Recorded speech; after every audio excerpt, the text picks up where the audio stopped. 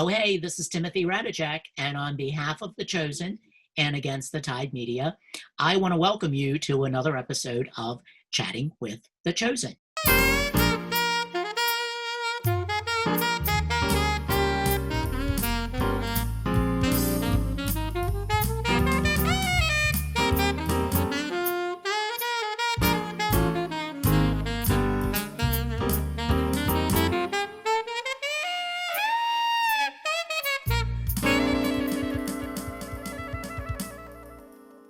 Today, I have the pleasure of interviewing composers and musicians Dan Haseltine and Matt Nelson, who wrote and played the beautiful music that we've been enjoying in this first ever multi-season series about the life of Jesus.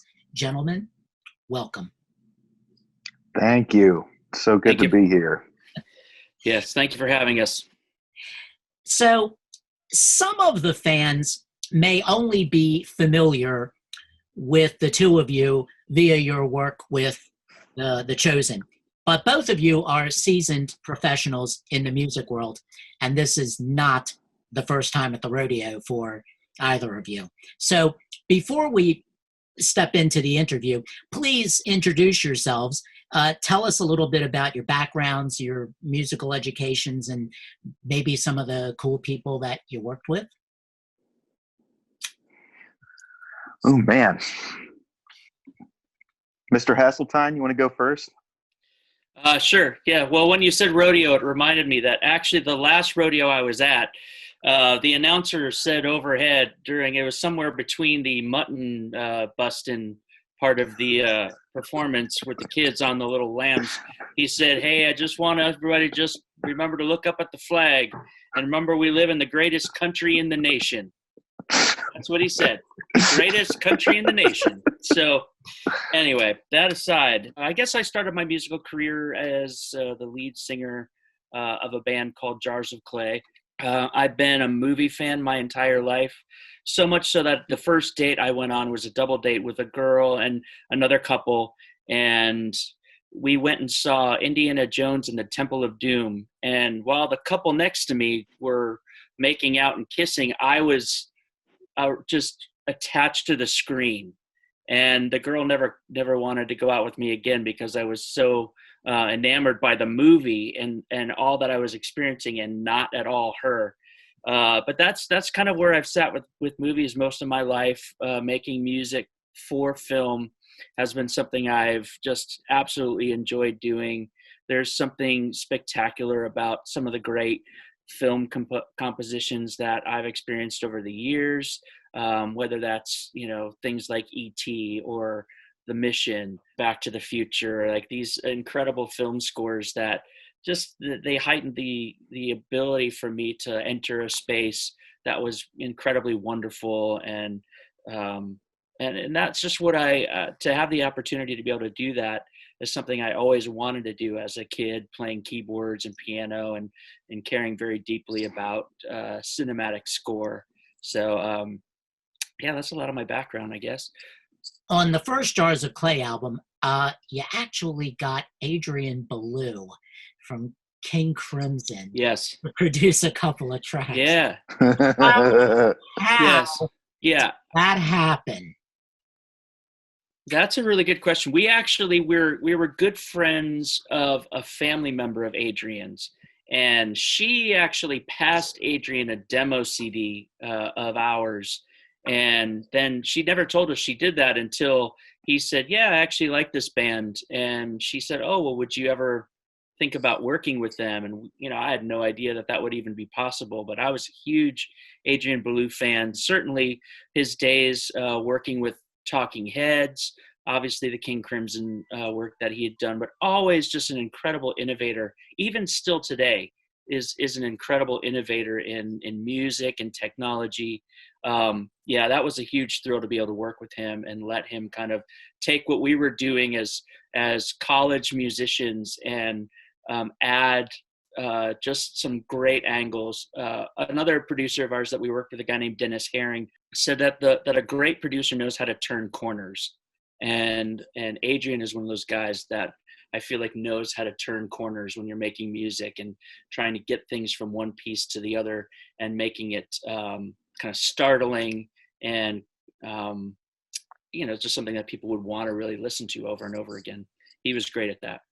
Now, was he put off at all by the fact that you guys were a quote Christian band? Or he was not.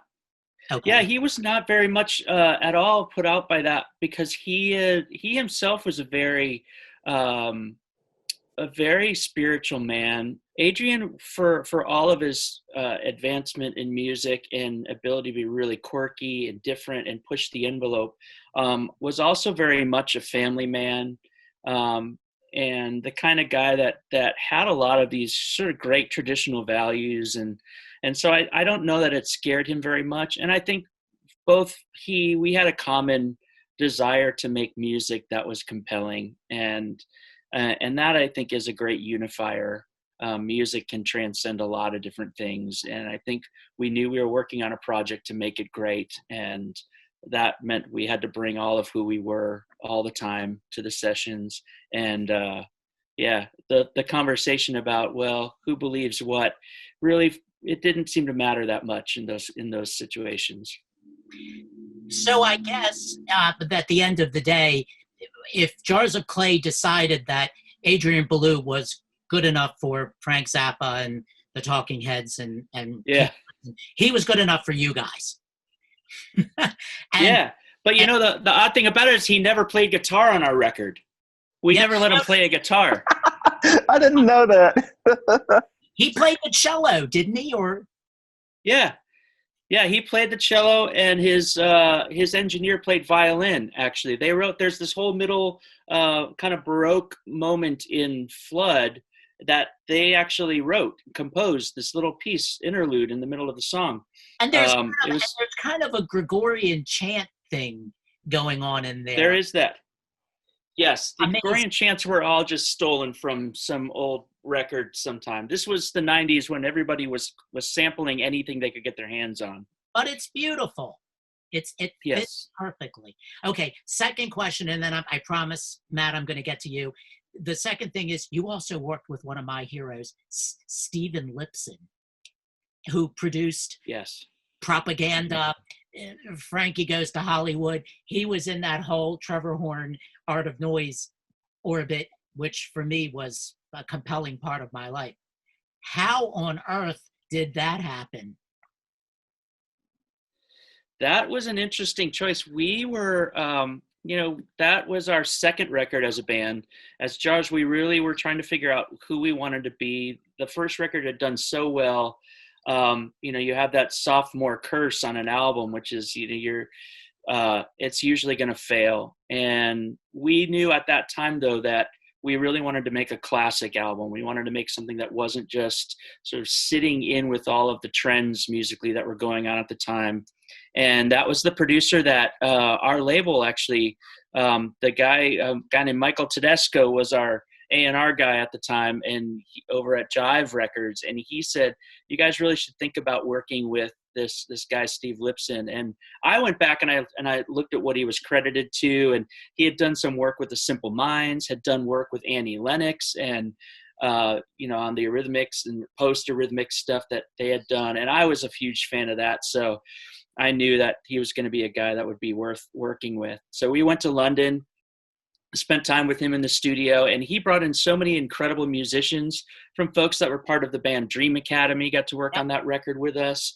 We had folks, a guy named Greg Wells, who's now credited with working on The Greatest Showman soundtrack and all of that stuff. Now we got to work with some really incredibly talented people on that album. And Steve Lipson, though, it took me years to really fully appreciate it. As the artist, you kind of sit in that bowl, and it's hard to appreciate what you actually create until years later. But I've had a chance to sit down with that album a few different times with a glass of wine and just listen through and hear what everybody brought to the table on that project. And it still amazes me that we had that opportunity.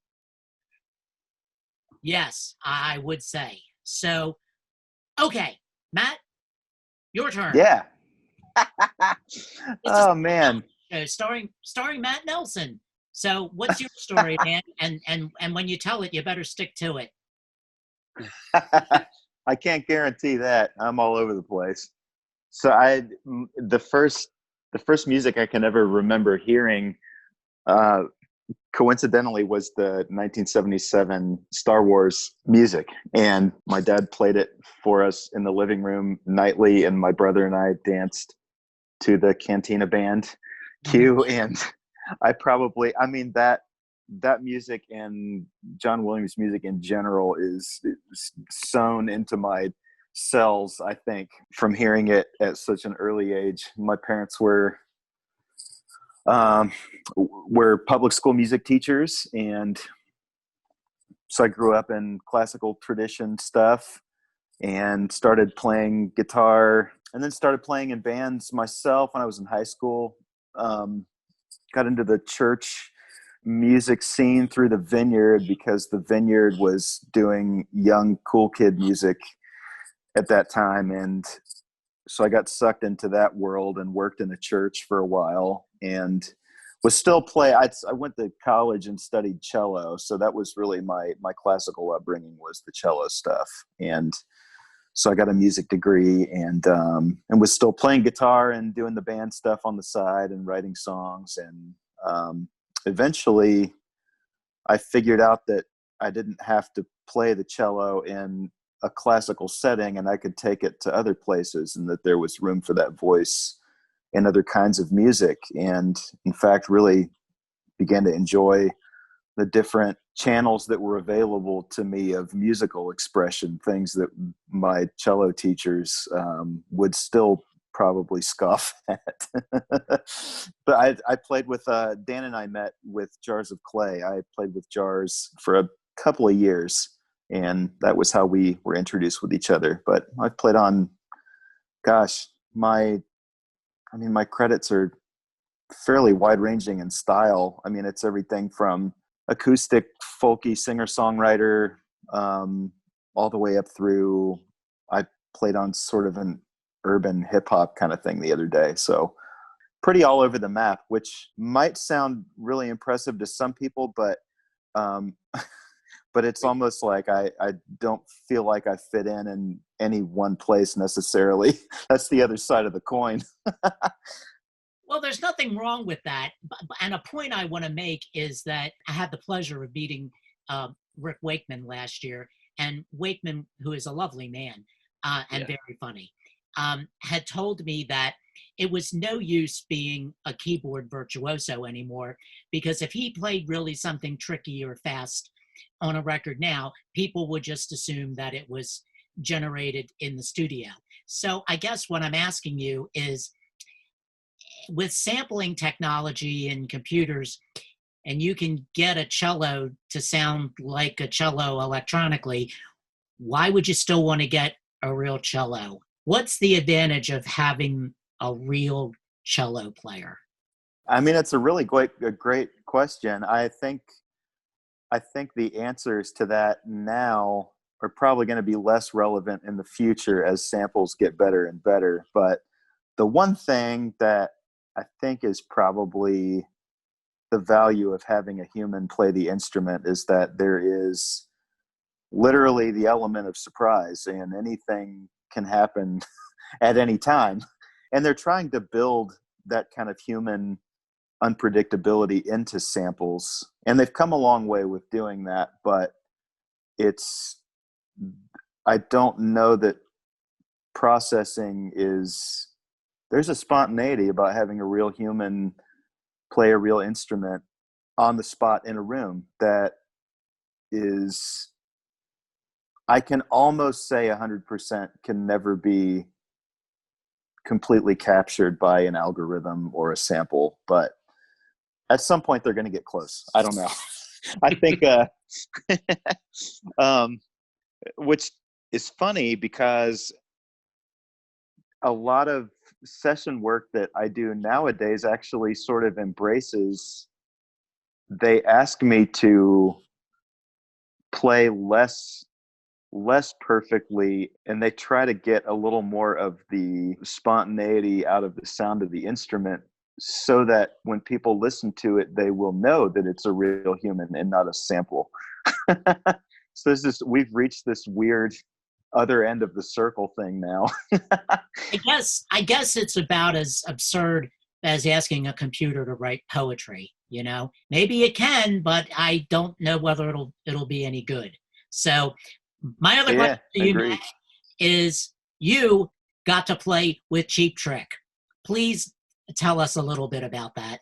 Yeah, it's I'll carry it with me forever. I got a great photo of it too. But I was touring with an indie artist, and to shorten a long story, we wound up on this tour opening for Pat Benatar and Cheap Trick, and I was excited out of my mind, but I was trying to keep my head down and because just kind of be the cool opening act guy and not try to talk to anybody. And I went to go move my cello after we got done playing, and Robin Zander was standing right in front of my cello, so I had to speak to him so that I could get my instrument out of his way. And he said, "Man, you play cello? That's so cool. Well, we love the cello. Why don't you come out one of these nights and we'll do like Heaven Tonight or something. You can just play with us." And so I said, that would be fantastic. Let's do that. So a couple of nights a little bit later in the tour, I went out and played with Cheap Trick. Outstanding experience. Which is an adventure that not a lot of musicians get. So good on You're so right. Good on you. Okay, here's a question for the both of you. And you kind of both have already touched on it, but for the budding musicians out there, what were your career ambitions when you first started out? Did you guys land pretty much where you wanted, or is this all a surprise? That's a really good question. I went to college for music, and I played in bands.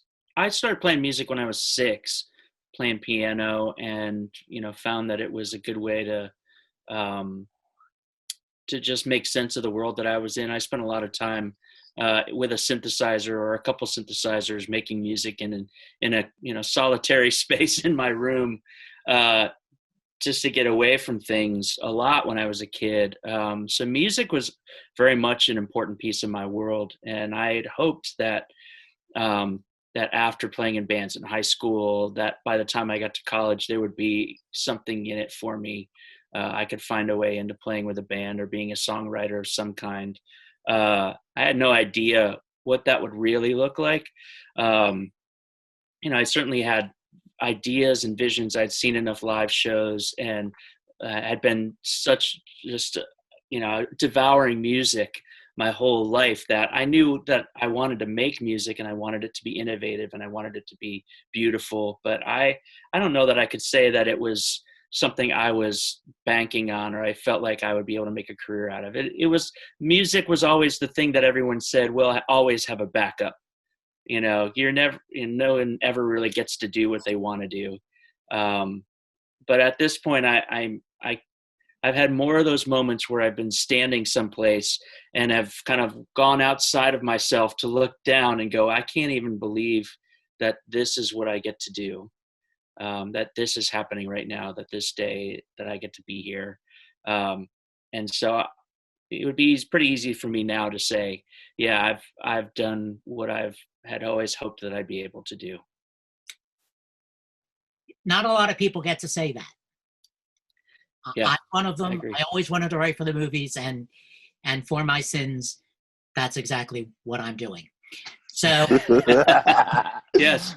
So, Matt, I guess you wanted to be the cello player because it's well known that the female fans always go crazy over the cello players. And I'm sure that at the end of your set, you set cello on fire and everybody went crazy. No, I'm sure that's not what happened. So let's hear your side. Man, I wanted to be Dan Haseltine when I grew up. And then I met him at, no, I'm kidding. We, I wanted to be a rock star when I was a teenager. And my mom used to say that I was born on a stage because I always had a flair for the dramatic and performing. And I really wanted to be a rock star. I wanted to be an artist. I wanted to be like Sting or somebody like that. And somebody that was real eclectic and well-informed and thoughtful and deep and whatever. And it was probably about 10 years ago now, but I did a solo album of songs. And right after that was sort of when I started to do a lot more touring as a sideman. And that became for me something that was quite a bit more enjoyable, because I think once I dipped my toe into the process of being an artist and started thinking about what it would take for that to actually become a career for me and make money, it was a pretty easy decision to abandon that career ambition. So I enjoy working with other people, and I enjoy getting to make music without having the pressure of being in any kind of high profile situation. If I'd gotten what I wanted, I probably would be hating my life right now. But so I'm glad that I didn't become a rock star. But that being said, I think probably just about everything I ever wanted to do when I was a kid, I've gotten to do in some form. And that's a weird life journey thing that I think any younger musician listening to this will probably discover for themselves as life slowly trudges on. Well, let an old guy just say this. Be careful what you ask for. You might get it. So true. Okay, you both have touched on this, but I'm going to expand it a little here. Besides writing the score for a Steven Spielberg movie, and that job is taken as long as John Williams is alive, and he's in his 90s, and he's probably got another 20 years to go. Writing the music for The Chosen is a pretty amazing accomplishment. And one of The Chosen fans, Kara Cotham, is wondering, I know that Dallas Jenkins loves Jars of Clay, but I'm curious to know how Matt and Dan connected, and curious to know how Dan knows Matt and why he chose Matt to collaborate on the project, or if it's the other way around, and maybe you guys will end up suing each other. Who knows? But, well, we are only in the first season, so we'll see how this goes. Right. yeah. So who wants to jump in first? That's a good question for Dan, I think. Yeah, I'll take that one, Matt.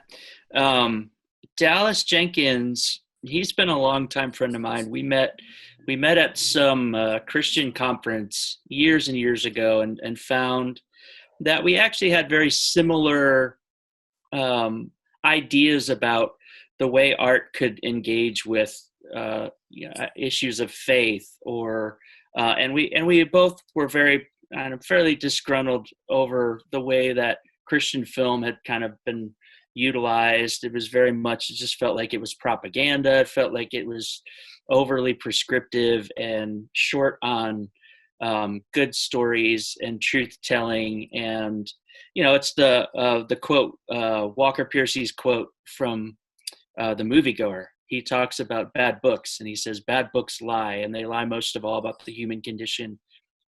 And Dallas and I both recognize that was really also true about bad films, that they lie most of all about the human condition. When you start seeing people respond to the things that are going on in their world, and it's not actually realistic. It's not resonating because it's not the way I would engage with those things. That was something that Dallas and I both cued in on, and we started a friendship. And so when he started making movies, I was there to step in, and he and I collaborated on a film, a high school football film. No one had ever done that in the Christian marketplace ever before, or maybe they had. but but we had the privilege of working together on that film. He brought me in to do music and supervise what kind of music would fit that kind of space. And yeah, so I just I loved being a part of that. And years later, Dallas called me up and he said, I've got this project and it's about Jesus. It's an episodic storytelling. Would you be interested in being a part of that film, this music making for it? And I said, no. So I don't really know that I want to do that. And he kept on describing it and finally said, look, there are certain people I can make this story without. And then there's certain people that I can't. I need to have you there. And so he kind of sold me on it and said, why don't you come and at least watch it, see what you think, and then see if this makes sense. And I've just respected Dallas as a filmmaker. I do think he's on that slow, steady obedience in the same direction, trying to do well in an industry that doesn't necessarily hold up high art or see the value in some of the nuances in film that he's trying to create through his storytelling. So I've loved that about Dallas and have been, very fortunate. And so Matt and I, playing with jars, being able to connect with him and hear his heart about why he wanted to create The Chosen, what he thought was possible on the music side, has all been just a huge, just a great kind of inspirational opportunity. Okay, Matt, this is your opportunity to completely contradict what Dan has just said. So now it's all you. Excellent. That's not the way it happened at all. No, I'm just kidding. My main gig the last few years has been touring with a country artist named Ray Lynn, and we were on a touring break. And prior to hearing from Dan, I'd probably spent 48 hours or so lamenting about having an empty couple of months coming up, because these things happen in the touring business. And now it turns out we're on an extended break from touring. But at the time, it was I was looking down a couple months of an empty calendar, and Dan texted and said that he might have this TV scoring thing that we might be able to collaborate on. And Dan is usually a pretty quiet guy, so even though I'd been on the road with him a lot, we hadn't necessarily spent a lot of time talking to each other, because Dan doesn't really do that. Yeah. But very true. But I was really excited about the opportunity to work with Dan in this kind of collaborative creative role, which was a different thing for me than what my role was playing with Jars of Clay. And so I thought it would be a really fun thing to get to do with him. And then also it was just kind of on my bucket list to do this kind of work, to score TV or film. I didn't think I would get presented with the opportunity quite so soon in my life, but it popped up, and I don't think there's any way I could have said no. And now that we've done a season, it feels like I hesitate to describe anything as divinely orchestrated, but it does seem to feel that way. That's yeah, you'd almost think there was something intelligent going on in the universe, despite the evidence that we see on a daily basis. So well, The Chosen fan Virginia Hemel wants to know, what musicians or what type of music influenced you the most when you were growing up? And if Virginia hadn't asked that question, I would have asked it myself. So who wants to go in first and make the most obscure references to their favorite bands? Oh, man. Dan's references are undoubtedly going to be much more obscure than mine. Well, my musical upbringing, a lot of it was it was the 80s. So there's a lot of, new wave and dark synth pop music. It was a lot of bands like Depeche Mode or German techno like Kraftwerk and Nitzereb and things like that were influences. But then it was also the hair metal band part of life. And so the Def Leppards of the world and that kind of music was all a part of it. But I will say that the stuff I gravitated mostly to was, it was like Genesis and some of the progressive music of Peter Gabriel and Kate Bush, Yes, and bands like that still had, like, they were making music that you had to listen to it on an album. Like, you really, when you gave an artist the opportunity to present what they were doing in its full kind of scope, where one song bled into another and the song before it mattered because of the one after it. And the contour, that was the kind of music that I loved. Some people would call that album oriented music, I suppose, but that was really what it felt like to me, was music that was conceptual. Those are the kinds of bands that I ended up really loving and have carried over into my record collection to this day. Matt, you wanna jump in and Yeah. My parents were classical musicians, and so I was exposed to that whole world of classical music and marching bands. And my dad loved jazz music, so I listened to mostly non-popular stuff when I was a young kid. Didn't get into my own musical interest probably till I was a teenager, and I was into everything that teenagers are into, high, fast, loud. So I was into rock music.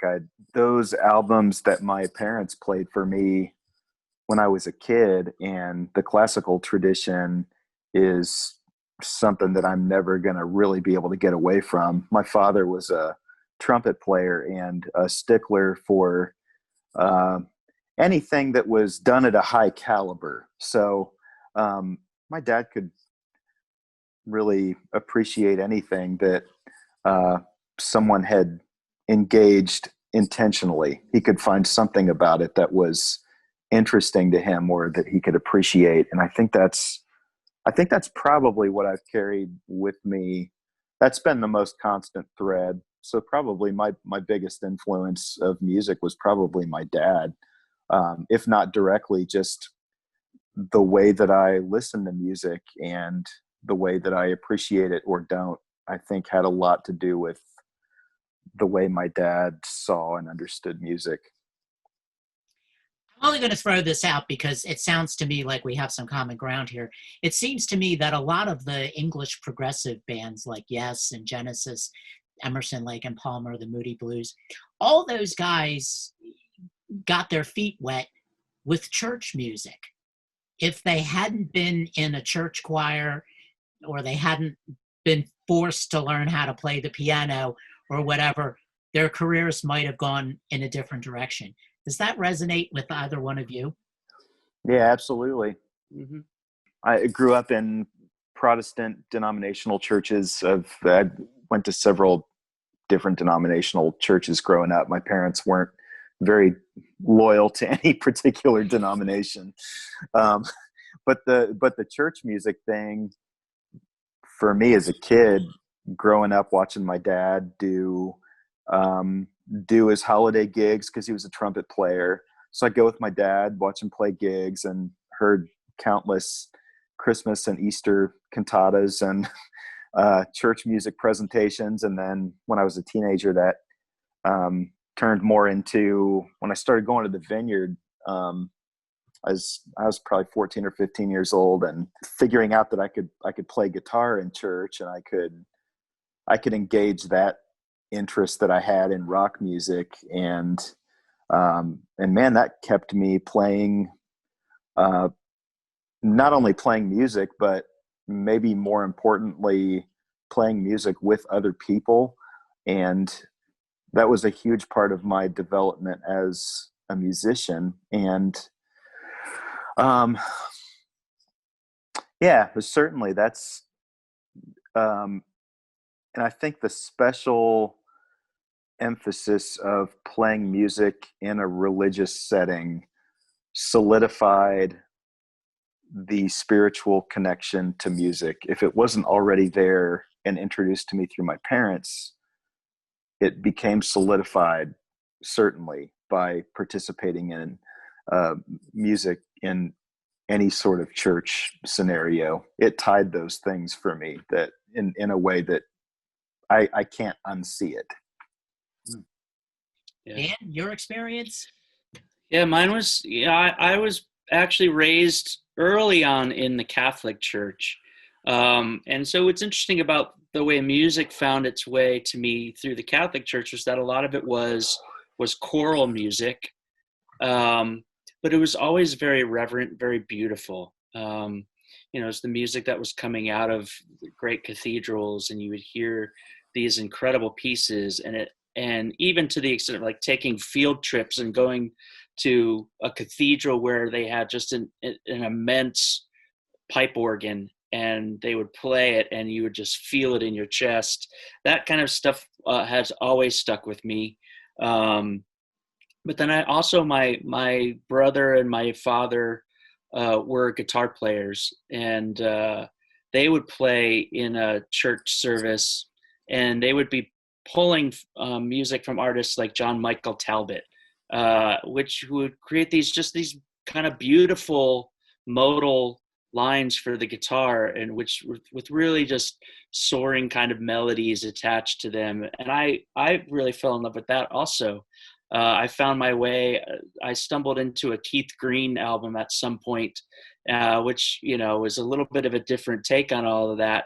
But I found that his piano playing was incredible, and it was just really fun to hear somebody play like that and attach elements of Christianity to it. So those are all pieces that were part of my upbringing. And then I was a youth group kid, so I would be playing songs and playing the piano and plunking along to worship songs and things like that. So yeah, it was very much infused with what music and faith were deeply connected, and that was definitely a launching pad for me. Gentlemen, that was the perfect answer. I guess the usual way that a film composer works is that he watches a rough cut of a movie and then talks to the director about the type of music and the placement of the music. In my experience, I've heard directors tell composers, I want it to sound just like this, only different. Like that's any help. So Jane Moeller, who is a big fan of The Chosen, would love to know how you came up with all of the musical scores for The Chosen. And I think what she's referring to are the various cues for the different scenes. Somebody want to jump in here? Yeah. The process you're talking about is called the spotting process, which is usually where the composer sits down, ideally in the same room with the director, and watches through the film and decides, everybody comes to a consensus on where the music should be and what kind of music it should be. And by the time I got roped into this process with The Chosen, Dan and Dallas had been chatting quite a bit already on what kind of music in general they wanted to do. Dan, you wanna hop on that and talk about the palette? Yeah, I can talk about the palette. It was interesting. Dallas, one of the reason he wanted me in on the project was because he wanted to make sure that the music attached to this story about Jesus was not written and presented the same way most Jesus stories are presented.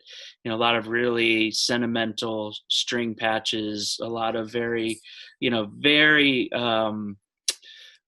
period specific kinds of instrumentation. He wanted this to be a little bit more startling. He wanted the music to have its own kind of character. And so we really decided that we were going to stay away from a lot of instruments, that we weren't going to do what was normally done. And we chose a few different pieces to connect together. And one of those was Indian drone, Middle Eastern drone, which just represented kind of, if you look back or you do any study of what the drone note is, they say that it's the God note, it's the root note. And a lot of the mantra, it represents the constant. And we thought, well, that's an interesting piece, a way to connect Middle Eastern tone with something that's not going to carry a lot of place specific, geographic specific music. And then we thought really, a lot of the music of oppression, music that were like old spirituals from slave music, slave spirituals, had such roots and depth to them that it felt like we could connect that as well, because obviously the story of the time period was that it all takes place under a setting of deep oppression. And so what if we attached kind of this gospel element to it? And then we added, the third thing was just what else can kind of have the same sort of bendy, flexible kind of structure that some of the Middle Eastern music has, with not having to stay specifically in an American tone or key. And we felt that like that Delta blues music, like a lot of the instrumentation where you can use slide guitar and things like that would be really appropriate. So those were the three things we tried to kind of cram together to make a new sound. And, it's a grand experiment when you actually get into it. What Mike Tyson's big thing is, everybody has a plan until they get punched in the face. It's similar when you're thinking about the score for a film, like until you actually see it and see it playing into the way the characters are moving around, you have to adjust. But that was our core at the beginning, was to start with that palette. I'm glad you mentioned the drone thing. You are undoubtedly familiar with the composer Philip Glass, who has not only composed a great deal of contemporary classical music, he's done a bunch of soundtracks. And he's also from Baltimore, but we won't hold that against him. He studied with Ravi Shankar and the great Indian musician, and he mentioned the whole drone thing and the root note. That was a huge influence on how he ultimately became a composer. So good on you. How do you guys normally work together? I've spoken to musicians who collaborate via email, and they express great frustration that that's not the best way to work. Obviously, the best way is for everybody to be in the same room. Do you guys make that a point when you can, and are there times when you can't? Yeah, I think our process is pretty much completely collaborative. I think every cue that we've done, we at least completed in the same room together. A few of the more difficult ones that where Dan might not have been in the room when I started to throw an idea down on something, and likewise he came in there were a few trickier cues that he had spent some time thinking about on his own, and brought stuff into the room to some ideas to chase. And but yeah, it's been I think being in the same room together is we haven't really tried it any other way, but it seems to be working really well. That's our process, I think, being in the same room together, and pretty much everything has been completely collaborative. Yeah, I think that it has to be for us. And Dallas is both very hands-on when it comes to the music, and also quite flexible. And so we've, a lot of times what'll happen is Matt and I will work on something together, and Dallas will come back and provide feedback and say, well, I actually didn't really hear it this way. Or there's so many emotions wrapped up in Dallas's type of filmmaking and storytelling. Dallas is kind of the king of the long scene. I describe it as where some scenes could be cut up, or dialogue could be kind of truncated and shortened. Dallas likes to extend things out and let the emotion kind of go from, take a full range and full spectrum throughout a scene. And we're always it's like holding the dart and trying to hit the dart board in the right spot to pick the right emotion to follow. And sometimes we get it wrong. And so we have to tell Dallas, okay, well, this one we don't really know exactly what emotion you want us to follow here or what you want us to help support. Because music for film, right? There's signposts. The reason I love music and film is because I have this emotional intelligence that really lacks. And so if I'm looking at a scene and there's a certain emotion in it, I like having the music to help give me a sense for like, oh yeah, this is supposed to be sad. And so to be able to work on film that way and kind of be able to manipulate that really matters. But at times we just get it wrong. And it's really helpful to be in the room together when we're trying to identify what it is we're actually chasing after. What is this? Is this supposed to be a sad moment when he turns? Like, is that a reflective piece, or is it a happy piece or a joyful piece? Any of that. It's nice to be in the same room with everyone so you see everyone's reaction and everyone gets to speak into it together. It's almost like I just had this thought that it's almost like looking at a film with no music in it is almost like looking at a sheet in a coloring book that has not been colored in yet. And one does not actually realize how much the music cues emotionally until it's not there. And with Dallas, I'm really grateful. I mean, for anybody who's a film music geek or an aspiring composer or whatever, we didn't get Dallas didn't temp. Sometimes they do something called temp music, which is as they're editing together a cut of a film, they might throw some mood music in that is, this is something like what we want here, which I think composers pretty much hate that because it's problematic. It just creates so many problems. But I also understand how it could be helpful. But Dallas did not do that for us, which was a good thing. Well, I can tell you that the composers who worked with Stanley Kubrick hated it because he was the guy who would put in the temp music and say, I want it to be just like this, only different. And then he ended up using the classical music. So. Yes. Anyway. That's the nightmare, right? Exactly. Right. Exactly. Well, Star Wars was almost like that.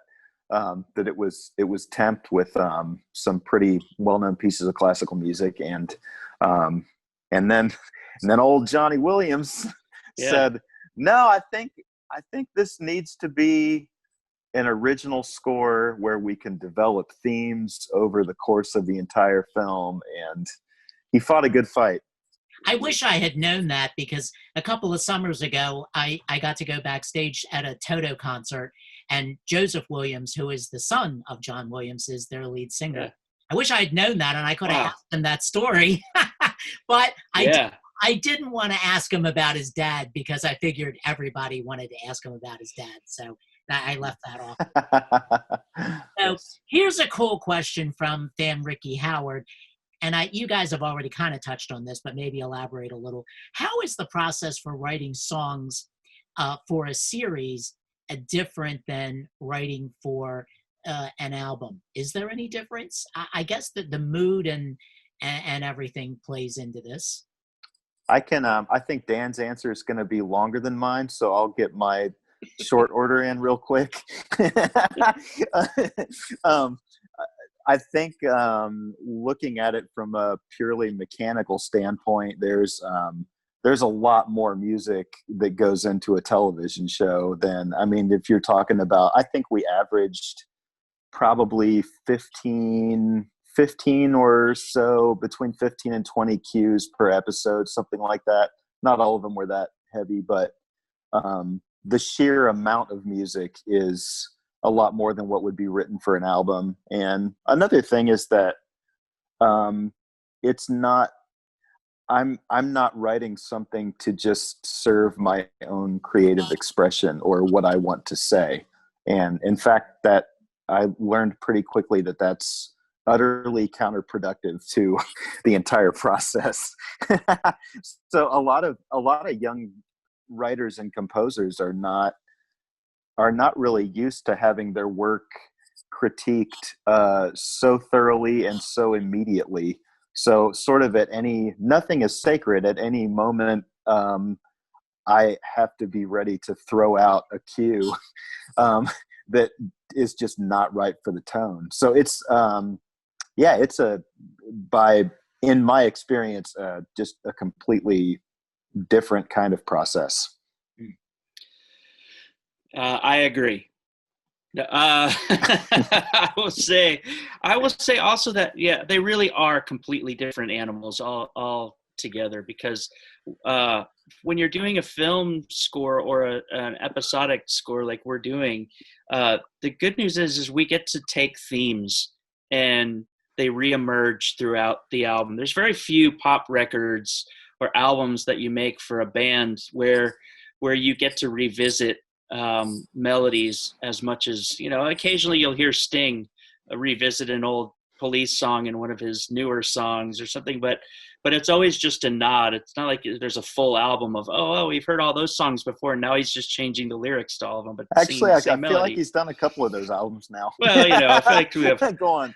Yeah, I guess if you're in it long enough you run out of your own melodies. So, but in the reality is, when you're making a pop record, like, the goal is to create a small body of work that all can be cut up and used individually as each moment, 10 little stories, versus a score, which is trying to tell the same story continuously throughout its kind of musical trajectory. So they're very different to me. The music itself, we had the scene that we kept referencing from the television show The Family Guy, from one of the Star Wars episodes, and they were describing a film. Oh, it was The Godfather, right? Yes, The Godfather. And they would the phrase was that it insists upon itself, and you never want the music in your film score to insist upon itself, because it's not there to be its own thing. It's there to support a story. Whereas on an album, you want everything to insist upon itself. You want it all to be its own thing that is compelling on its own. Yep. Yeah, absolutely. It doesn't. Great music does not a film score make. It's the two. It's the unconscious of the film. It has to be married to the picture in order to work. It can be great music on its own, as a lot of film music is, but that's not really its primary purpose. Its primary purpose is that it's married to the picture, and yeah. Okay, fair enough. Here's another interesting question, and you kind of touched on this already too. This is a question from Anna Jacob.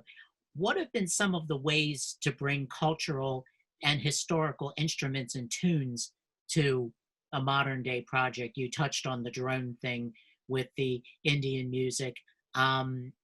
Is there more to that story?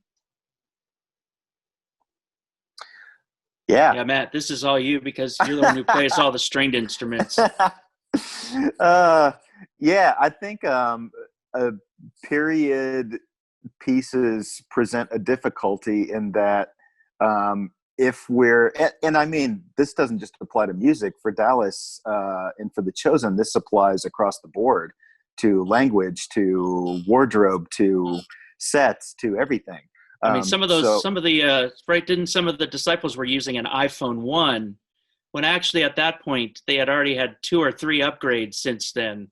Right. If you remember correctly. And so I saw some Jordan 1s when, really the Jordan 1s didn't come out until 85 maybe. Right. It can be challenging to, if I'm going to attempt to be historically accurate, we don't have any recordings from that period. So how do I even know what that sounds like? And yet we do want to throw in some flavor that makes it feel appropriately antique. And that's a hard thing to do on a level of instrumentation and on a level of harmony, because what we all know as music is based on what in the West has been called tertian harmony, which is harmony based on triads. And that kind of harmony didn't really even exist until a whole lot of years later than this story was. So how do we present something that feels old, but that is accessible to modern ears? In fact, we had to do some background music for the wedding scene in episode 5. And yes, we did. So and some of the things, even though we thought what we had pulled together was probably not too far off from, it was about as close to historically accurate as we could reasonably get. But Dallas was even saying some of it we did more than we needed to do, and some of them he just kind of immediately threw out. Was like, "Oh, this is just awful. This is just awful to listen to." So we gotta. It's this clever balancing act of creating something that feels old. A lot of the drone sounds and the more open intervals between notes. That are a little more harmonically primitive sounding. I think anybody who's a musician who's studied theory, who's listening to this, might understand what I mean by that. More primitive, open intervals, not quite as much directly happy or directly sad intervals of notes. Not necessarily straight major or minor sounds, even if they weren't necessarily of the period. We tried to pick things that were based on fairly primitive physiological things that instruments do, which is just moving air. A lot of some of the pad sounds that we used are sort of flute-like and have a lot of air in them. And then plucked string instruments are also very ancient instruments. And so we tried to pick textures that would feel old as textures, but would not necessarily, we don't know what they sounded like back then. We can just do something that leans toward it, nods toward something that's much older than it is. You know, you're reminding me of one of my favorite movie scores, which is Gladiator, Hans Zimmer and Lisa Gerrard. And Lisa is probably the world's only Chinese dulcimer player. And she played the Chinese dulcimer on that soundtrack. And I'm not sure that was an authentic Roman instrument, but boy, it sure conjured up some images and some atmosphere. Is that kind of what you're getting at? Yeah, that's a really great score. It is fantastic. They got robbed of an Academy Award, and I would have never worked again. But that's just me. So. Well, yeah, we're glad they still work. So yes, exactly. That matters. A fan by the name of Judy Bennett says she was watching that scene where Jesus was calling Matthew, and she says there's a sound effect like a microphone feedback that kind of adds some tension to the scene. Was that the sound effects department, or was that you guys? That was mostly us. There were occasions where we would get a note from one of the sound design guys to like this, we want this sort of rumble here or something to add tension. But the score has really evolved these days to having a lot more elements of sound design, or, you know, things that are more of just a noise than they are an instrument. They don't carry a melody necessarily. They just reference. It's a noise that either creates a certain bit of uncomfortable tone to the ear, but it just helps you kind of lean into the scene a little bit more. And we've loved being able to experiment with a lot of those kinds of noises. It's really easy to overplay sound design and stuff like that. And so we try to be very careful with it in our score, because you know, you can over dramatize something with just you know, the sound of Freddy Krueger's fingers sliding on a metal pipe. You know, people go, I've heard that before. But yes, they are, what she's picking up on are extra like tones and feedback pieces that are meant to sort of just create a little bit more tension in the scene. Yeah. If I can just geek out a tiny bit on process stuff, what we did, basically we had just sort of a huge bank of sound possibilities that were within the world that we were trying to create sonically. And within that, there is this sort of cluster of noisy atonal sounds that don't have a lot of pitch that do various things. And she happened to have really good ears and pick up on one of those little noise sounds that we threw in.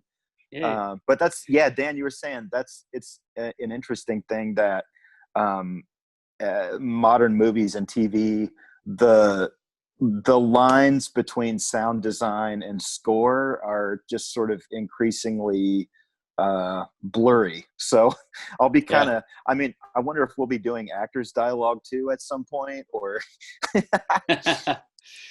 Sure. Yeah. I can do a pretty good Sean Connery. No, I'm kidding.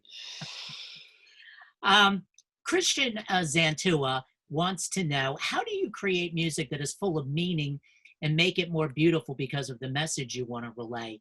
Is it the visuals that guide you, or is it the text that guides you, or is it a little bit of both? I mean, it's very much the story and the visual for us. We're not much creating music outside of what we're seeing in front of us. There are those various times when a film score is created by, with music first, and then they kind of adapt the film and the visual to the music. But for us, it really starts with the scene. We really have to take careful attention to what the emotion is in a scene and play against it or play into it, and then how much do you play into it and how much do you like back off. That line between melodrama and truth is very thin, and so you have to be aware of that when you're creating music for it. But I would say the inspiration very much comes from the visual at that point, and that's where the meaning is. Like we're simply trying to help deepen the meaning in the story. Yeah, I would say the same thing. I had a friend who was an art major in college, and he was saying that his professors always told him to draw what he sees and not what he knows is there. And I think that's come up a few times in this, because Dan and I have both grown up as Christians, and so that language and all of those stories are so accessible and familiar to both of us, that I sometimes have to hold myself back from not painting what I know is there in the story from what I've read, but just painting what I see. And sometimes it gets complicated because the music is, what do we need the music to do in this scene? Am I just scoring what the action is on the scene right now, or does the music know something about something in this scene that the characters even in the scene don't know yet? So that's where I was referring earlier to the score being the unconscious of the movie, the voice of the unconscious of the film. And so sometimes it's, I guess it's a deeper question than it seems like at face value.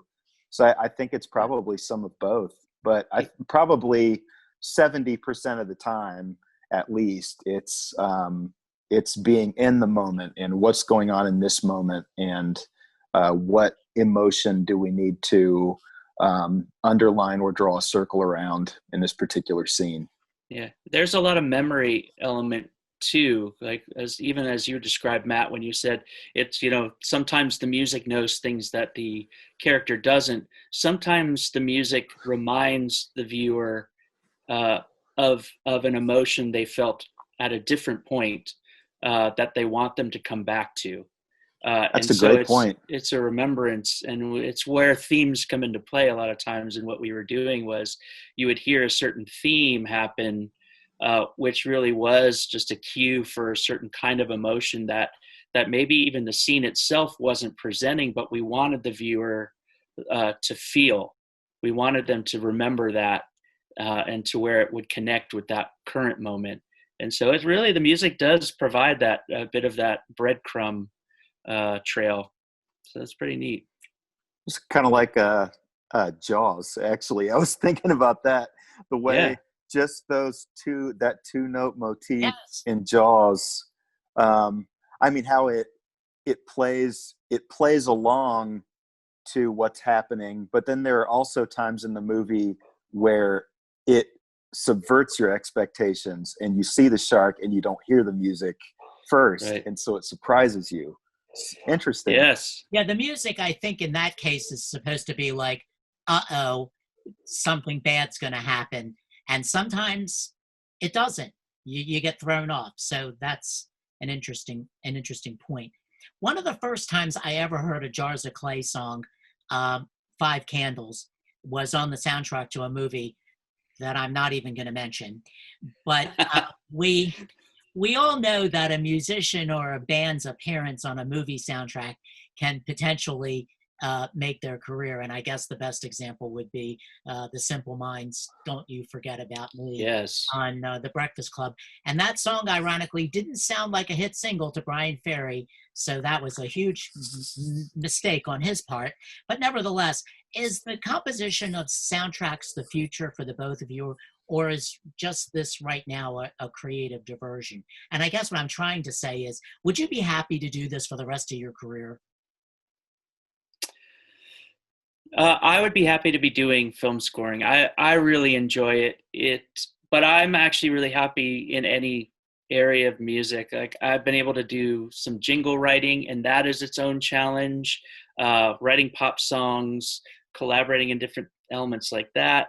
If it's music oriented, then it's scratching the itch that I have, and I hope I get to do it for my whole life. But film scoring really does hold a very special place in my heart, because I'm such a huge movie buff anyway.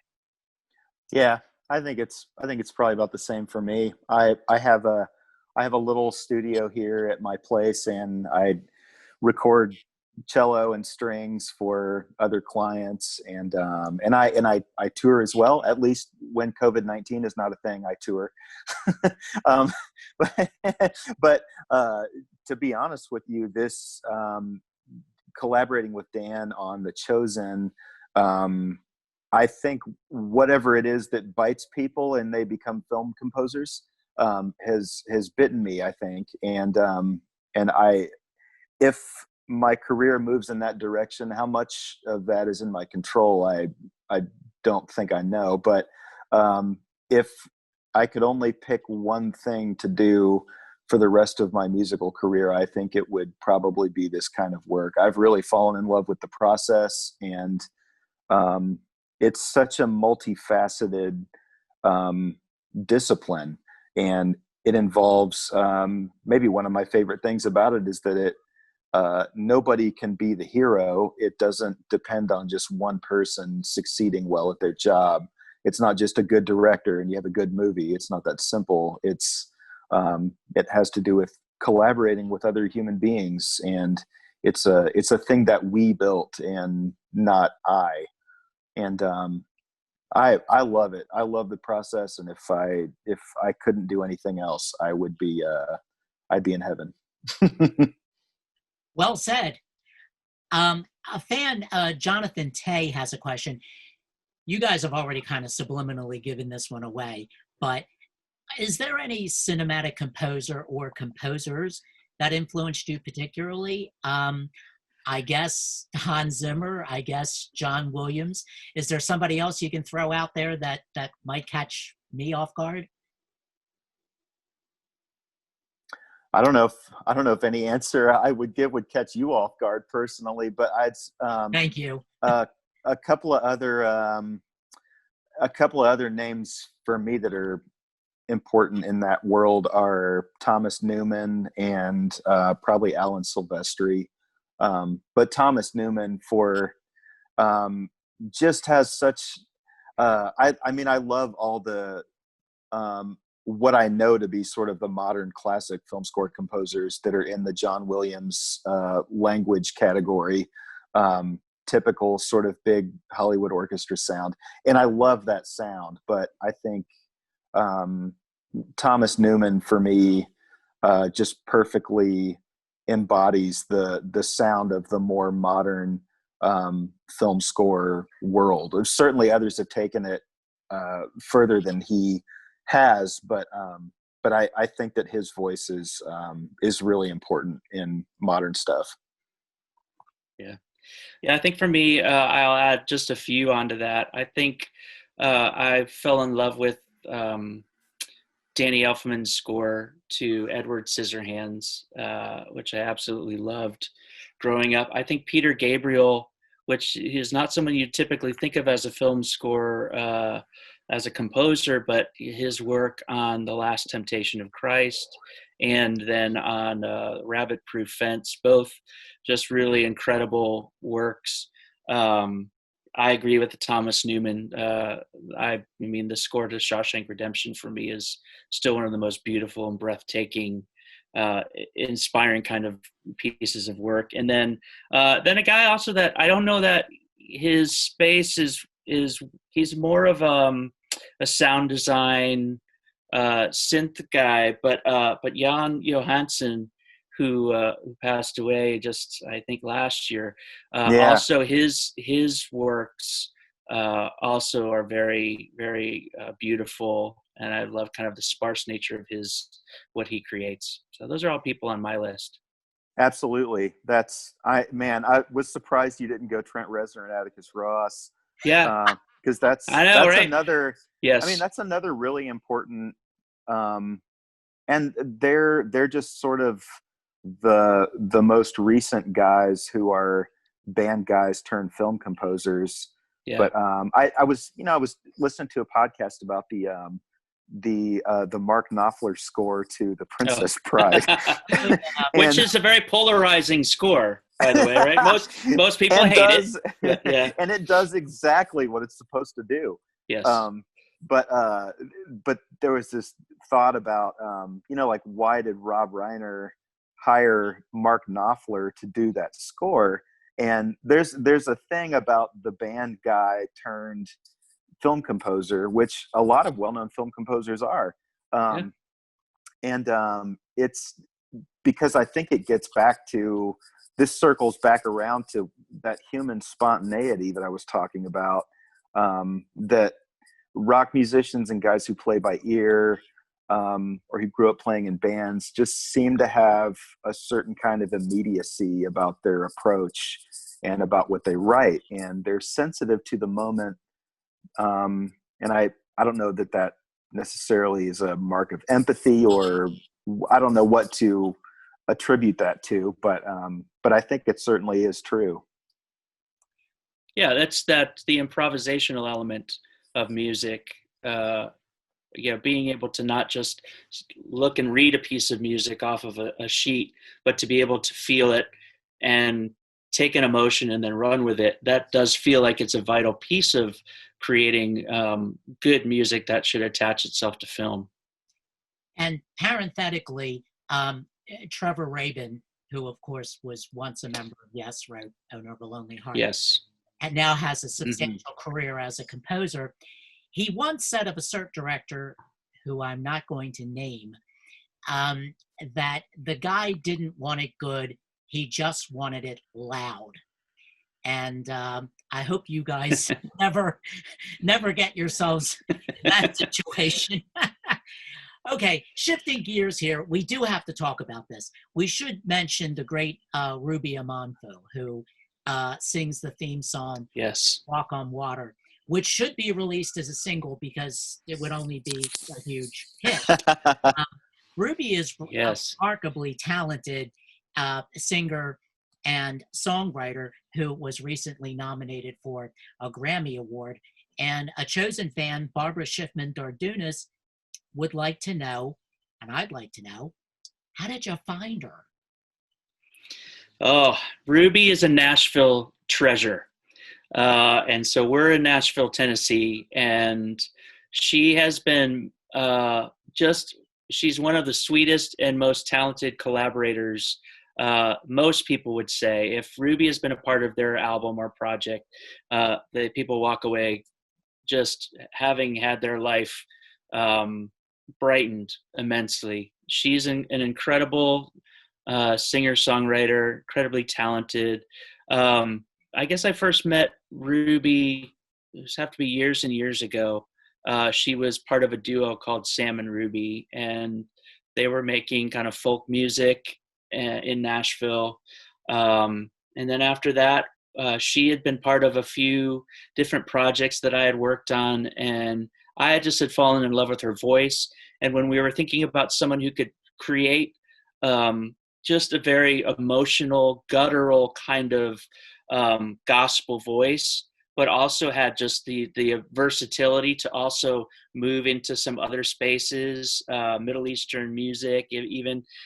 She was the first person I thought of. And so we just contacted her and said, hey, Ruby, would you be interested in being a part of this? And I wasn't surprised, but when we went to our first session with her, she really poured herself into it and was willing to even, start to create some other themes and stuff. And she took on the project with a seriousness that just made it so much more exciting to have her part of it. Yep. She's all of the things Dan just said. And I was amazed. I had to keep myself from crying and making noise during takes this last round of episodes that we did 5 through 8. Because there were some things that she did on the spot that were so moving that I couldn't stop. I had to not make noise during the take. But she knows, she's got an intuition and a sense of empathy that is pretty unmatched by, almost any other musicians I've ever worked with. She can access it so quickly. I think that's probably what's so remarkable about her. And she's such a creative kind of person that we had to be very intentional about if there were, because we needed to pace out where her voice happens for specific moments in specific episodes. And so, in other words, we couldn't have too much of Ruby everywhere. But she was kind of like your musical special effect. You didn't want to use it too much. Almost, yeah. We just had to pick the right places to really drop the big emotional bombs. And Lionel Richie calls that the barbecue sauce, I believe. Yeah, 100%. Good on she's her. But she's so creative that we had to. There was at least one cue that was maybe we'll have Ruby on this, and that turned out to be. We thought, okay, we'll. I don't think we're going to have you on this, but let's just give you a pass and see if you have any thoughts on it. And so she did one take, and we said, all right, we're going to keep that, and we're going to have you do one more take on top of that. And that was the cue. So, and that was for anybody who's interested in it, that's the montage thing that happens in episode 105 at the wedding. It's as it's starting to get later at night, there's this longer musical piece, and that's Ruby. That was 2 takes. Yep. Sometimes the magic happens. You'd almost think there was somebody that was intelligently designing all this, but we won't talk about that. Okay, I'm now going to open up a can of worms here because this topic came up a couple of times. Elizabeth Holenstein wants to talk about the song Trouble. In a previous interview, I believe Dallas Jenkins mentioned that it came to you guys at the last minute, and that he and Justin Overlander did the background vocals or something like that. So Elizabeth is interested in your side of the story. What actually happened? Well, Yeah. see, what had happened was we had there were a couple of different pieces of music that that we were considering licensing for that scene, and which sort of all fell through at the last minute, and we found ourselves scrambling in post-production with what are we going to do with this scene, and so we got a studio, and and Dan and I went straight over to the studio and wrote. And thankfully, Dan had a fantastic idea for the song already in his head. So Dan worked his magic, and we threw together what you hear in the show in really just a couple of hours.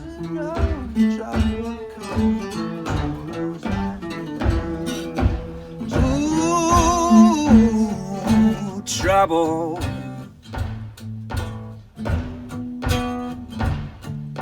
trouble,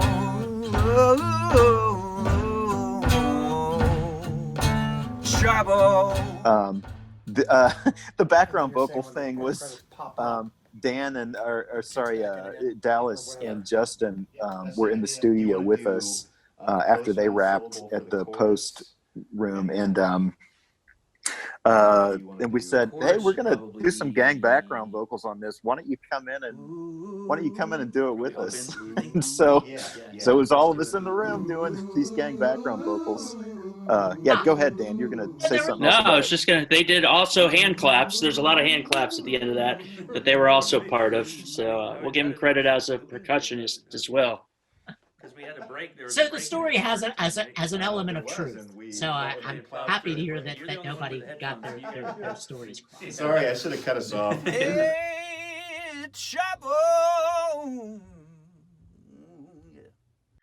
Also, Molly Powell Demchok wants to know if you can add a few more lyrics to Trouble and make it a longer track. And if you can, will you please make the full version available? And I could be wrong. I think the track as it stands now is about 1 minute and 20 seconds. And I might just add that if the classic lineup of Yes had recorded Trouble back in the 1970s, it would already be 17 minutes long. So consider this a compliment. So thoughts on Trouble? Yeah, I think Matt and I have discussed at length going back in, not only with Trouble, but with also the title theme, and trying to extend those out. We were writing for the show specifically, and so we were, with the time we had, we didn't really get the opportunity to take those and pull them into full songs. But I think it would be fun to hear how those would develop, and I think we're both interested in that. So it's certainly not out of the question. Matt disagrees, but no, he's not saying anything. So, I'm not disagreeing. I will offer a caveat to all of our chosen fans. Sometimes when the context of a piece of music changes, it changes the spirit of the thing, and it. But we've talked about it at length, and we most likely will do it anyway. I know. All right. Well, I'm gonna give Noah the option of editing this out so that you won't be stuck with that answer. Another Trouble question. Boy, that track has been nothing but trouble for you guys. No. This isn't really a question. This is a request from Lorinda Fortuin. She says, I know many of the cast members are musicians. Shahara's a bassist, Jonathan plays drums, and Noah plays the guitar. She'd love to see them do a rendition of Trouble with Dallas singing lead vocals. Oh boy. Thoughts on this one, guys? Well, I already told those guys on Instagram that I wanted to be in a band with them. I haven't gotten a call yet. I asked that we be called the Chosen Rejects.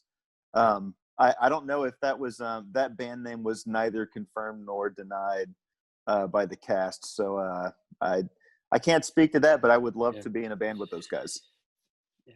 I mean, I think if it spoke to my gym days in junior high, then it would be the Chosen Last. I think is what the band would be called. But so I don't know. That's Yeah, we'll see. Kind of like back in my high school days when we were putting a basketball team together, I was chosen last. So yeah, I get it. I totally get it. You resonate. You can resonate with that. We're all in. See? Exactly. Here's a question near and dear to my heart. Lauren Woldridge wants to know if the soundtrack to The Chosen will ever be released in the CD format because she says she's old school. Now, I'm going to one-up Lauren and say that I'm really old school, and I want to know if it's ever going to be released on vinyl. But the truth of the matter is that you guys may not have any say in this. So, thoughts? That is the truth of the matter. It's hard to know what formats it'll come out in, but if I have any sense about film and television companies, they do enjoy making money because that allows them to keep making more seasons. And so I think if enough people are interested in a certain format, that you will magically see that it will appear. So it could happen. But you do want to mention that the soundtrack as it exists presently can be downloaded at Amazon.com.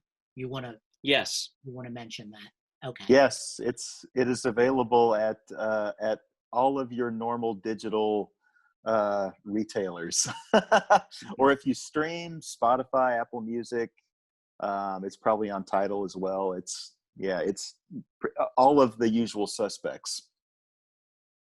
Okay.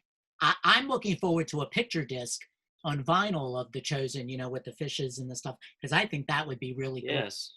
But don't go by me. A quad fold. I mean, in keeping with the spirit of antiquity, I think that we should release it on Edison cylinder. Yes. There's a friend of mine told me that 8-track tapes were on their way back. And I hope I don't live long enough to see that happen. But, everything that's old is new again. So that's not necessarily a joke, Matt. You may live long enough to see that happen. Well, what's the capacity of an 8-track? Maybe like a 8-track bundle of I'm old enough to remember listening to Tales from Topographic Oceans in 6-minute increments. Oh, yeah. And boy, it made a big difference when you didn't hear it all the way through. Now, for something completely different, Laurie Christophus asks, I know this may be an odd question, but can you see the music too? First of all, this is not an odd question. I did a little research on this, and it turns out that some artists have what's known as synesthesia, which used to be considered a disorder. Now it's considered a gift. And a lot of amazing musicians have synesthesia and have stated openly that they can see their music. Are either of you familiar with this? I wasn't, but I certainly found it fascinating. That's a very interesting question. I think it's, I don't know in the traditional sense that I do see the music, although what I do see is mood. I do see, some of those elements of emotion that I certainly feel and I'm aware of when in the context of making music and performing music. But I don't know that I necessarily see it in that same sense. What about you, Matt? I have visualization, I guess, of music on some level. Consciously, I don't really think about it that way. Although I knew I've met a couple of, strangely enough, they were audio engineers, and those engineers really did associate strongly colors with certain frequency bands and certain sounds, and I think that may be exactly what she's talking about. I was having a conversation with one of those guys, and he was saying, yeah, like this sound that this guy just made, that's orange to me. And I mean, as clear as day in his mind, that is the color of that sound. And the same thing has not happened to me, so I cannot speak about it. Forgive me, but I always ask this. A lot of audiences mistakenly assume that because a particular artist works on a Christian series or movie, that artist is in real life a Christian. What assumptions, if any, should an audience make when they see certain artists working on a faith-based project? And conversely, is there anything necessarily wrong with Christians listening to or playing popular music, like rock music? I believe rock music is of the devil, and therefore, but the devil has all the good music, and so we should probably just enjoy it. That's what I've heard. Yes, I would say that I think that it's not always good, or maybe ever good, to assume things about a person's faith without having that conversation with them, if that's an opportunity to have. I think also the merits of a person's life does not always have to line up with the merits of a person's creative output. We are all human beings, and we are all bent and broken, and we do things, and we go after different things. We have vices. We don't believe the best of ourselves, and yet those same people create beautiful works of art, and to just base that beautiful piece of work off of what we think of a person's human experience alone would be a huge disservice, both to that individual person and to the work that they've created. The worst of us can tell the greatest truths and can express them in ways that are prophetic and give the rest of us reason to be able to change and be better. And so I would just say that whether or not a person believes the same thing that you believe, or adheres to the same kind of doctrine, or whatever it may be, that is never the litmus test for whether or not to be able to enjoy somebody's creative output. So, I mean, at least from my perspective, that's the reality that I live in. And I think that all truth is God's truth. People that are not branded Christian are putting out some of the most incredible, vulnerable works that we really miss out on if we don't spend time in those places. But you've got to find it, and you've got to look for it, and you've got to be able to know how to say, where is this telling me the truth, and where is this lying to me? And do that for yourself, rather than letting somebody else brand something and say, well, this is what you need to watch or listen to. I think you've got to do that on your own. Let that be your own journey and your own work. So that's where I sit on all that, I suppose. Well, I agree with you, but Matt is now going to completely contradict you. All right. Man, if only I could. I think that the first assumption that maybe the only assumption that a person can make about someone working on a faith-based project is that that person probably intends to earn a paycheck and support their livelihood and maybe that of their families. That's a fair assumption to make. If someone works on a faith-based project that is of a certain level, that they probably are doing it because it's their job. Now, I think that there's I'm going to echo Dallas here a little bit too with the charge to examine the content and to not judge the people who worked on a project by anything outside of the content of the project. And I mean, I'm not inserting my personal worldview into The Chosen by working on it. And my worldview may be consistent or maybe wildly inconsistent with that of the viewers, but that's not really my service is to the project. And so that's the thing that I've served first, which is Dallas's vision, and sort of, judge the content. But beyond that, I do think, it was just really great. I was reading an old Rolling Stone article a couple days ago about the legacy of Leonard Cohen's Hallelujah. And there's a really great, there's in one of the verses of that, it's, I think it's, let's see, you say I took the name in vain, but what if I didn't know the name? I'm not going to quote it exactly right, but the verse ends with, does it really matter what you heard? Let's see, the broken or the gospel or the broken hallelujah? I can't remember.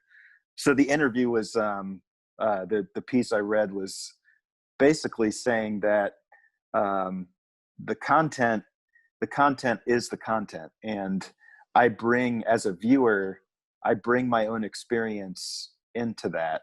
And so if I'm hearing someone say hallelujah, what does that mean to me?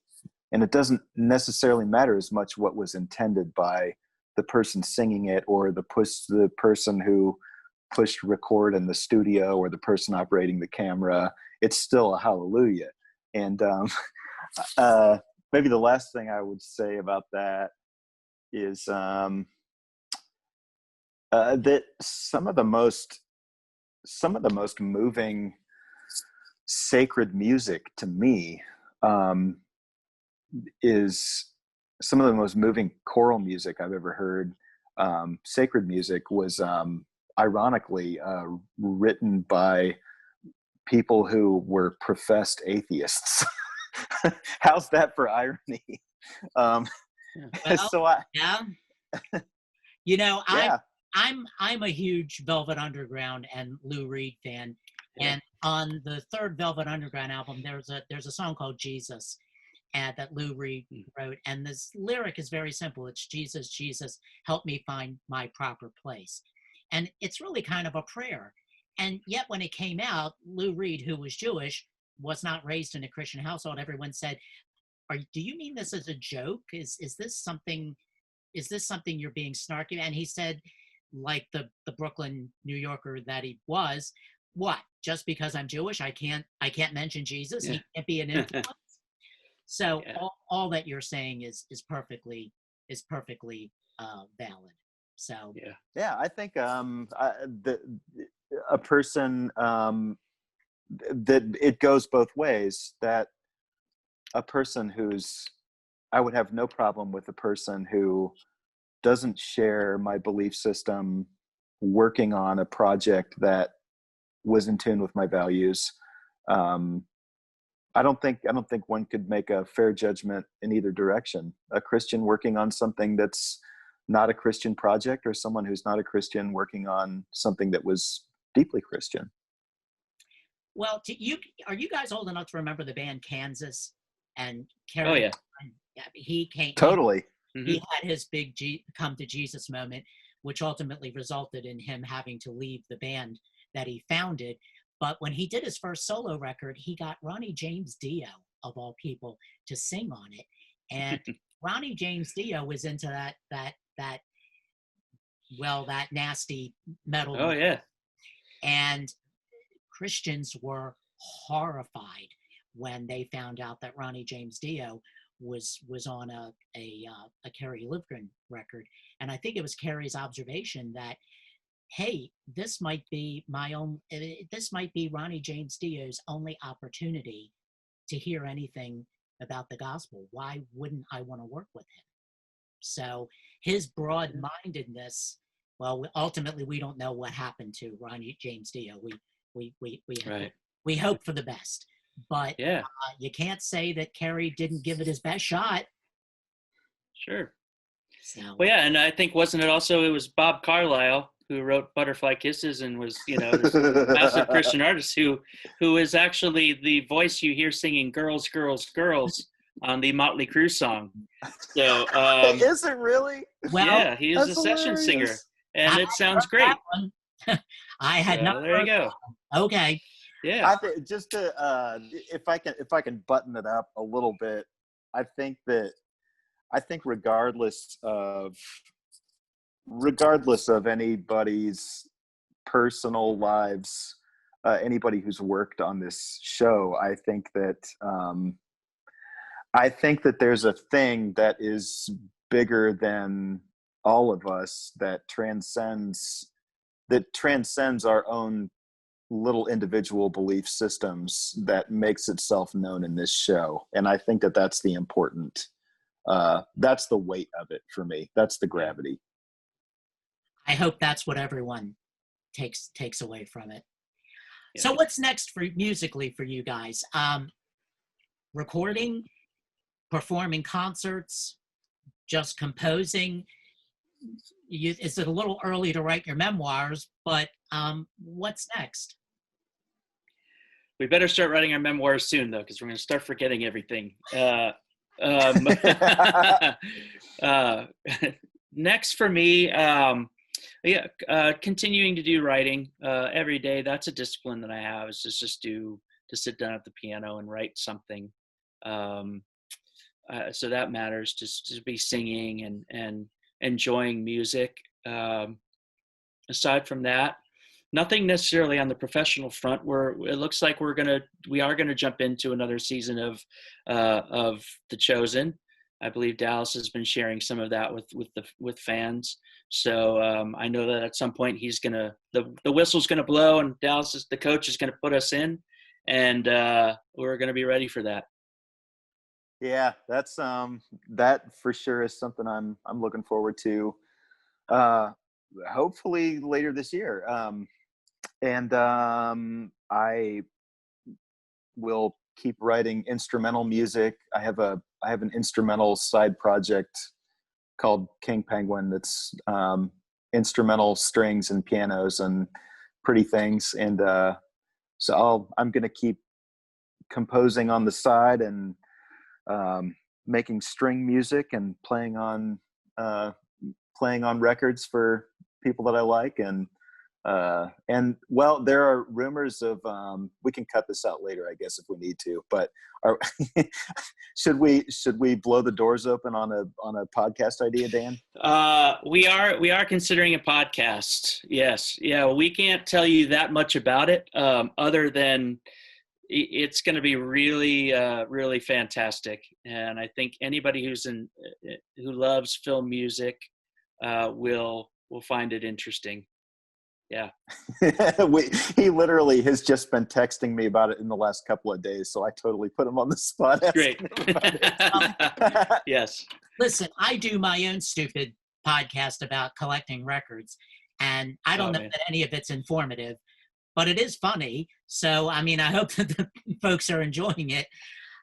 Good. Now that we're and believe me, right now, streaming content is the only thing that's keeping America sane. So you're not only... Is it keeping us sane? You're not... Well, okay, that's all right. We don't want to go there. So now that we're ready to wrap things up, is there anything that you want to say to the fans of The Chosen now that you have their full attention? Oh gosh. You take this one, Dan. Man, I'm so glad that people are enjoying the show. I think that there was a lot of anxiety around a show like this, because it does take liberties. It does take characters that are very sacred to people and present them in a very human kind of way.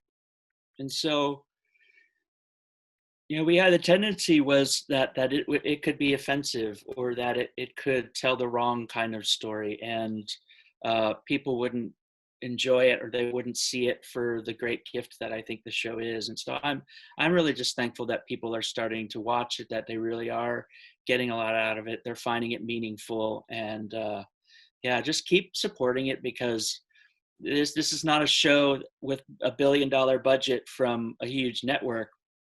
This is a bunch of folks on the ground trying to make this thing happen. And so we need people to stay invested and be a part of this. Yeah. Yeah. If I could comment on what a beautiful life of its own this whole thing has taken on. It started as a project that I thought was just artistically a very interesting way to look at the Jesus story, and it's taken on this entire community of people. And not only is it a beautiful artistic project, but it seems to be really landing at the heart of what Dallas intended, which is great news and some good validation for us artistic people. But I think more importantly than that, I'm happy for the people who have found so much validation about their own humanity through watching it. And then I'll echo what Dan said too, that it's on a pretty huge level, The Chosen is doing something from a business standpoint that is completely different than the normal way of doing things. And it's a pretty amazing thing that has gotten off the ground here. And I think the rocket is really kind of almost up in the air at this point. It's been really an amazing thing to sit back and watch, because I'm just some kid who grew up in Ohio and lives in Nashville, Tennessee, and I've gotten to be a part of this amazing body of work that started. And from me to any of the fans listening, thank you for supporting it, because this has brought something up personal for me that I've always wanted to engage in my life, and it's been an amazing ride to be on. Well, Dan, Matt, thank you both for taking the time out of your busy schedules to talk to us, and thank you for your great work. As a music lover, I do appreciate it. And thank you guys for watching and supporting The Chosen, and we're out. All right. Thank you, Tim. Thank you. Yeah, thank you so much. Should've known we'd bring trouble. Trouble gonna find you here. Trouble.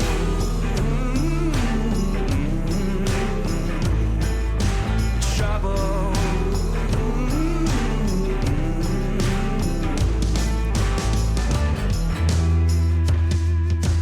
Trouble.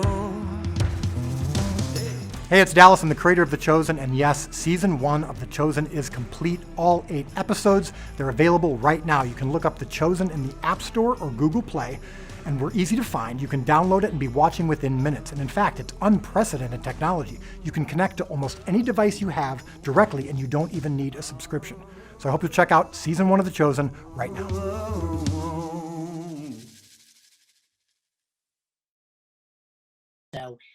So we are, No worries. we are recording now, and so Okay. I have the pleasure of interviewing Matt Nelson. Ooh. Here he comes. Here he comes. Oh man, prepare your hearts.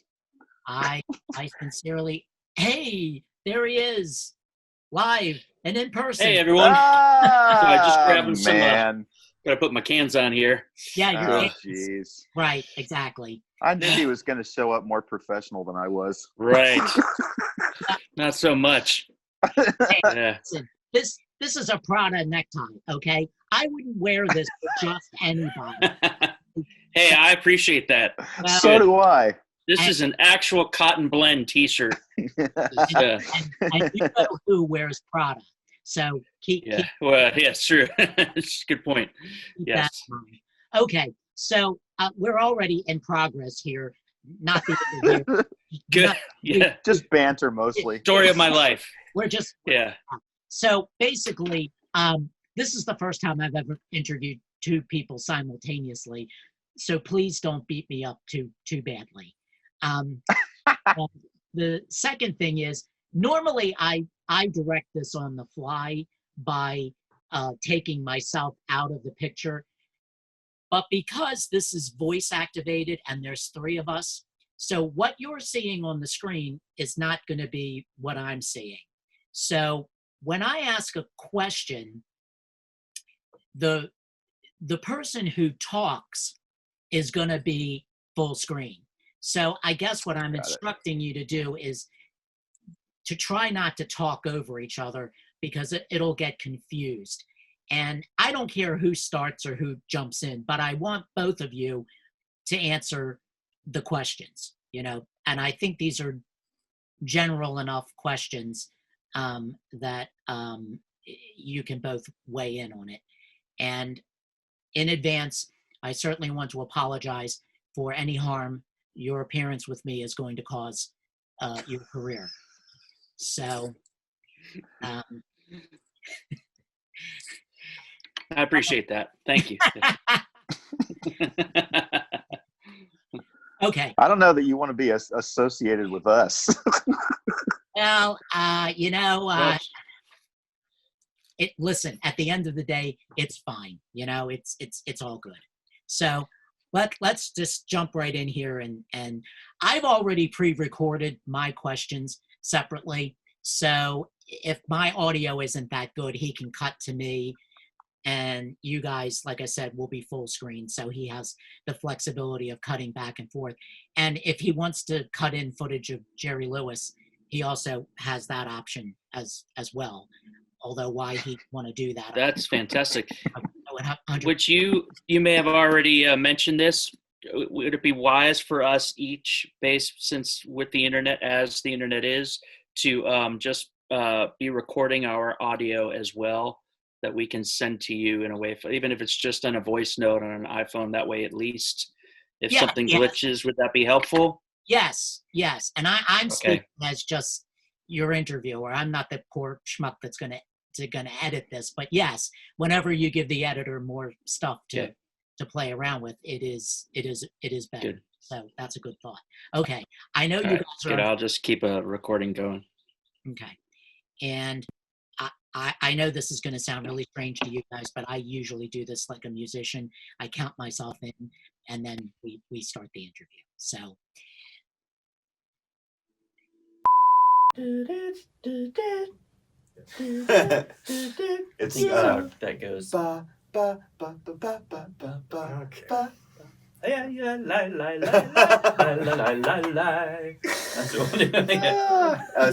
Let's just put it in there. Boy, so much time. No, what was the tune? It was nobody knows. It was down. La la la la la la la la la la la la la la. La la la la la la la la la la la la la. Hey. Then it changes keys. Yeah.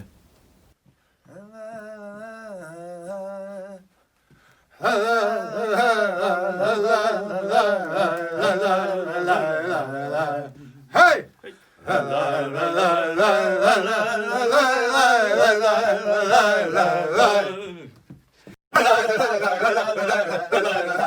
Hey! They're yelling on the 4th imaginary beat. All right. And it's just a, or is it Mark's but fighting? not like excited. you're getting It's stabbed.